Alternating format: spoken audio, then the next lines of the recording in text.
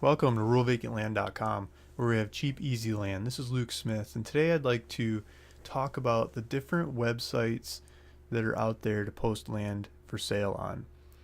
Um, my website's RuralVacantLand.com. These are the properties I currently have up for sale or just recently sold. It's just if we just get rid of the sold ones, these are the ones I currently have up for sale. And so I've got a good coverage of different properties up for sale, right?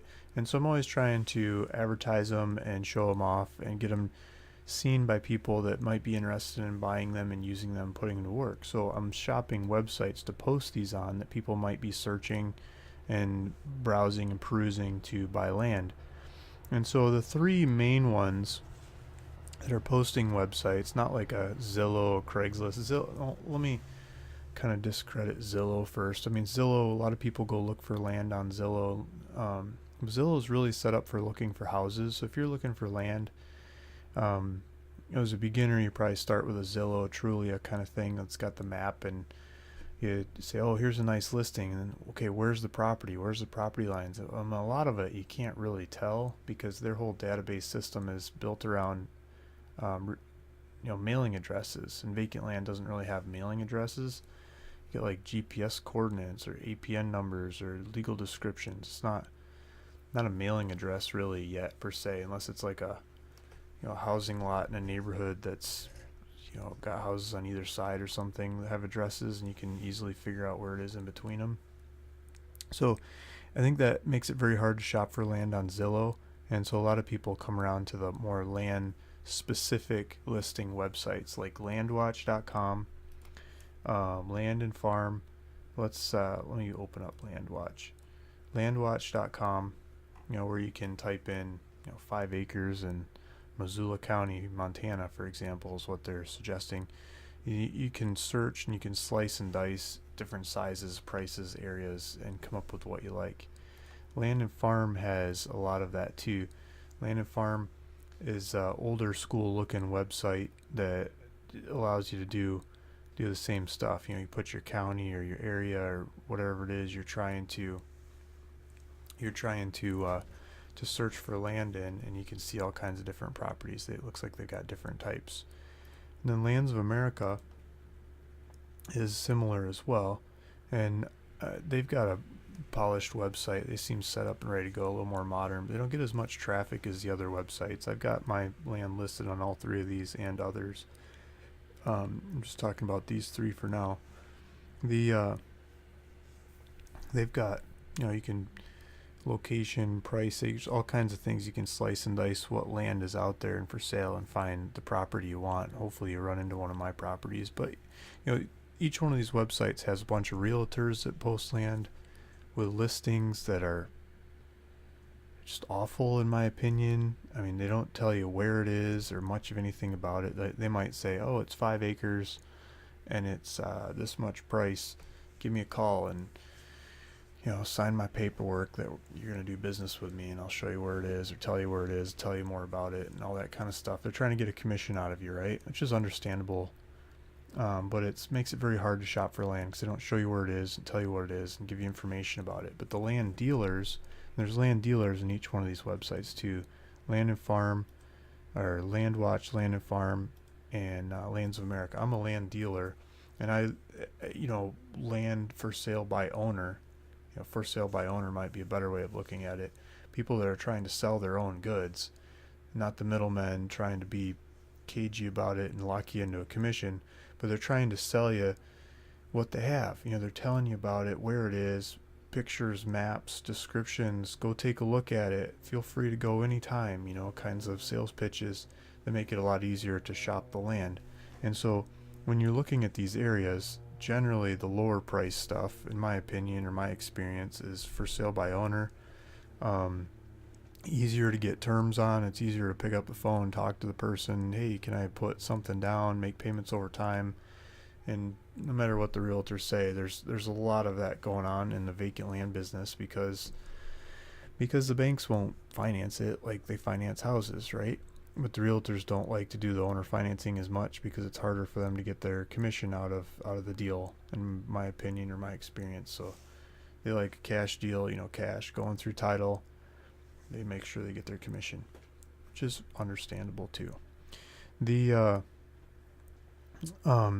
so these websites, comparing them back and forth, I have subscriptions to each one of them, and I pay to put listings on each one of them. They're kind of changing the prices around right now, so I'm not going to talk about the prices and compare the prices, but I'm going to compare the quality of results.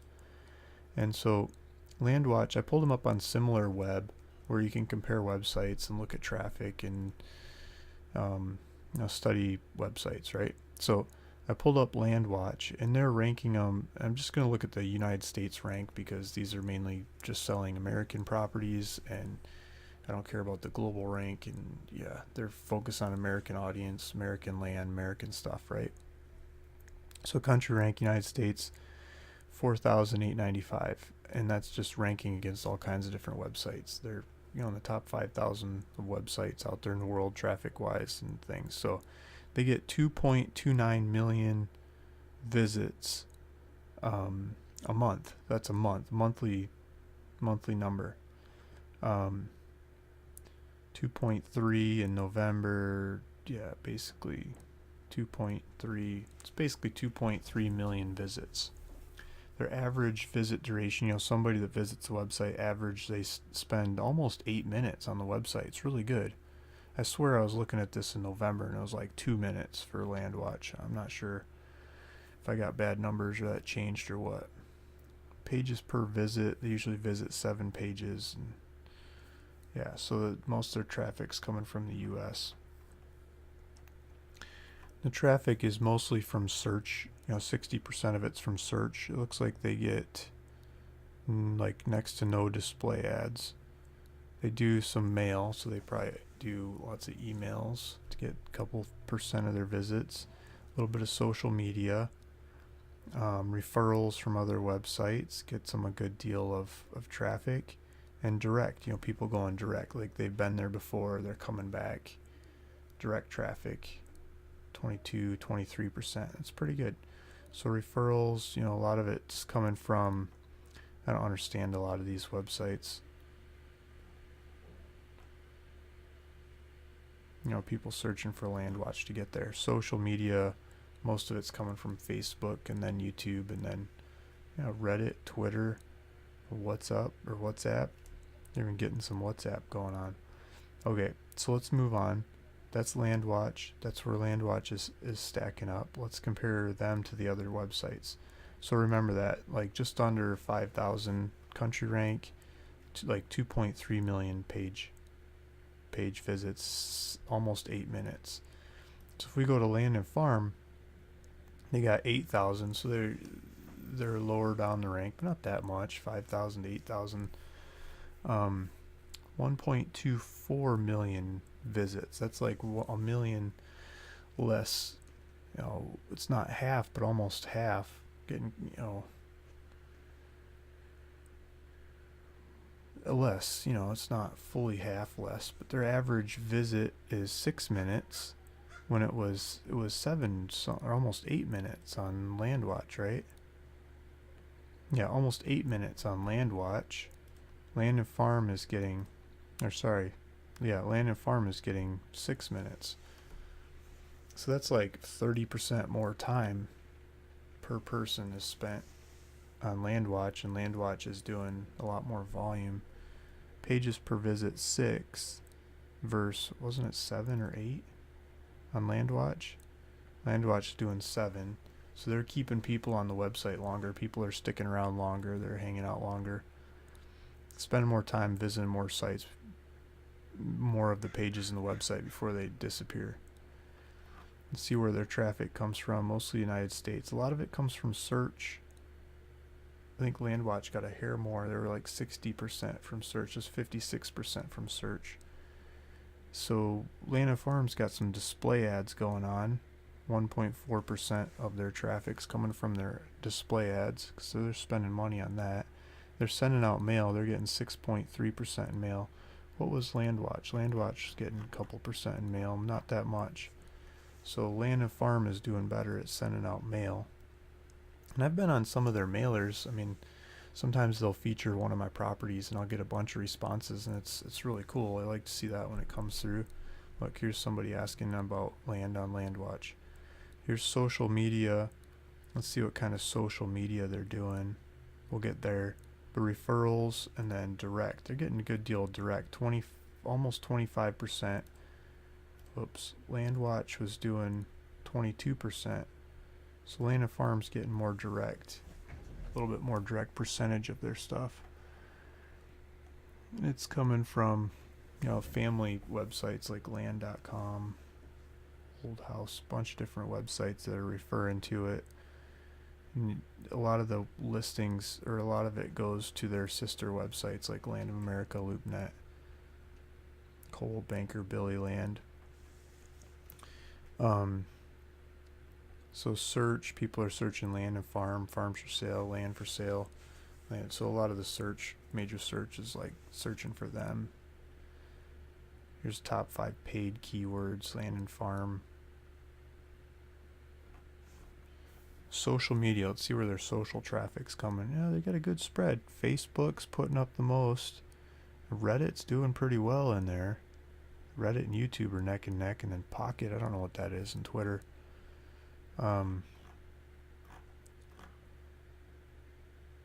They're publishing on CNN.com. Drudge Report. You guys ever go to Drudge Report? That's an uplifting one. I'm being sarcastic.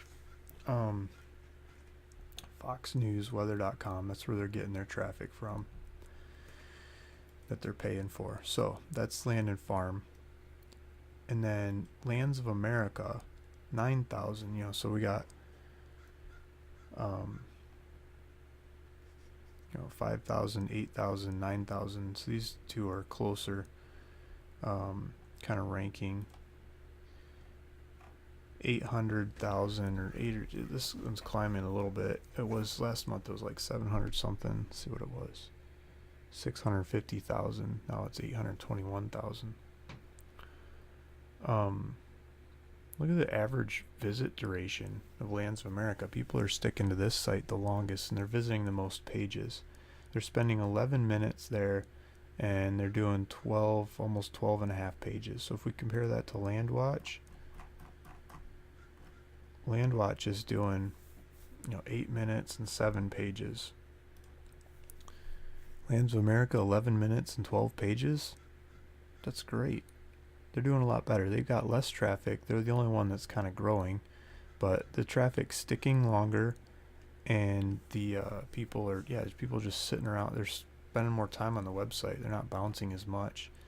It's mainly U.S. based, so a lot of their traffic is coming from search. 57%. It's kind of like the other websites. Direct is kind of the smallest, like 20. The other ones are more like 25. Referrals. So they're getting more. Look at all the display ads going on. They're getting 5% of their traffic from display ads. And mail, they're sending out mail. They're not getting as much of their traffic from mail as the other websites. And social pretty much sucks for them. 1%.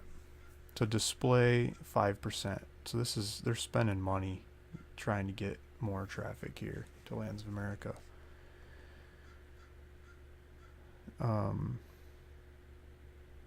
People are going from here to Google. These don't look like places where people would go to actually buy land. Well, land.com's another one. Land.com, I should probably pull that one up too. They got like next to no traffic. I mean, it's kind of a joke. But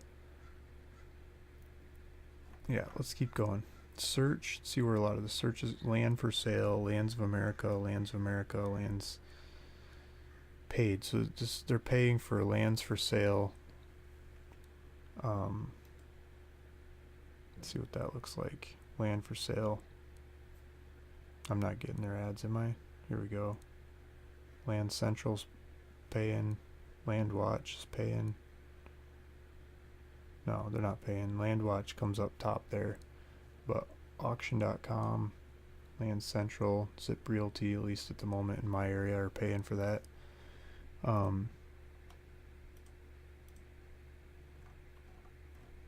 Social, you get a lot of Facebook. A little bit of YouTube and Reddit keeps coming in. Pinterest and Twitter. But they get hardly any traffic from social. So Lands of America. So that's kind of a rundown of these websites. I don't get very many leads from Lands of America. Even though I post properties on there, I keep them updated, I hardly get any leads from them at all. LandandFarm I get a lot more leads from. I've got a lot of featured ads and things there. LandWatch I get a lot of leads from.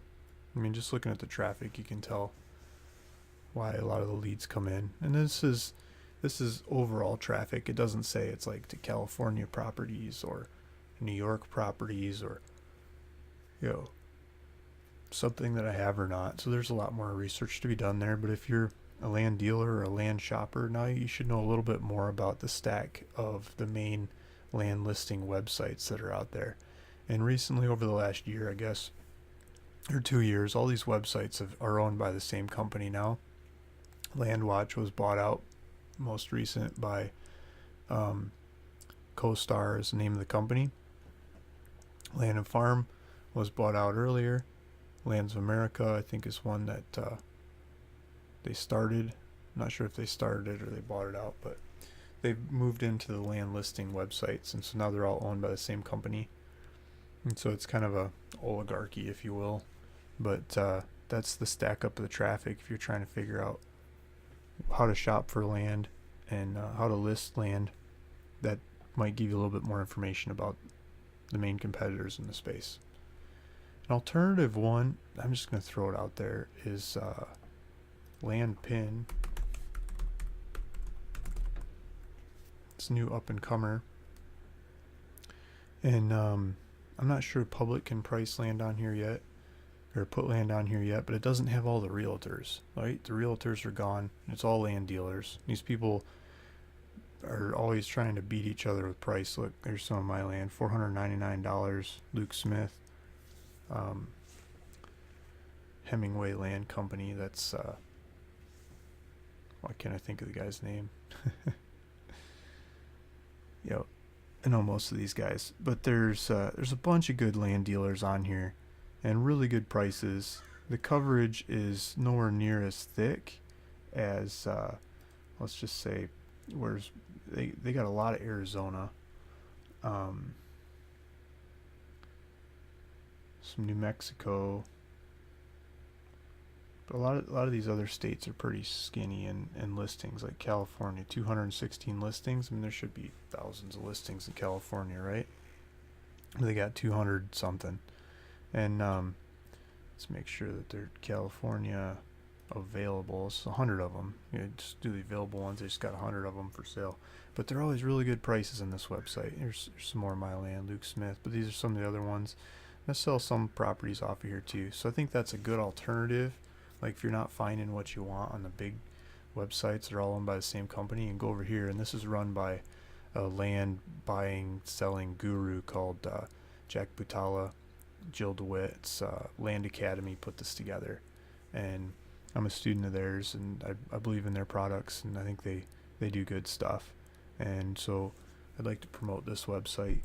It doesn't have anywhere near as much traffic as the others. Like let's do similar web.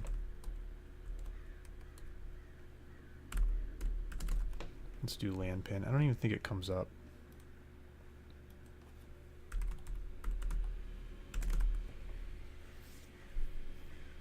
Because they don't have enough traffic. Yeah, look, like 300,000 rank when the others are like, 5,000, 8,000, 9,000.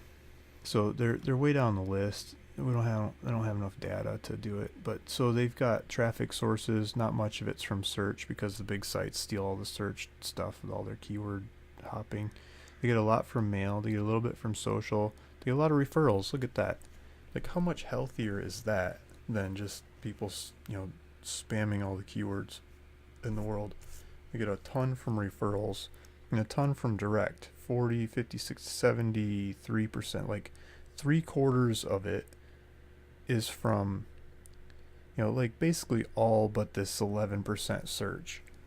88, 89%. 80-20 rule. The vast majority of this stuff is coming from people that know it, like the inside track, like friends, family, good stuff. Look at this. Not fake, but real stuff. They go to LandPin. I don't know these words for searching. They get good stuff. A little bit of social. It's all Facebook. Look at that. 100% of their stuff is from Facebook. They don't have any YouTube or others.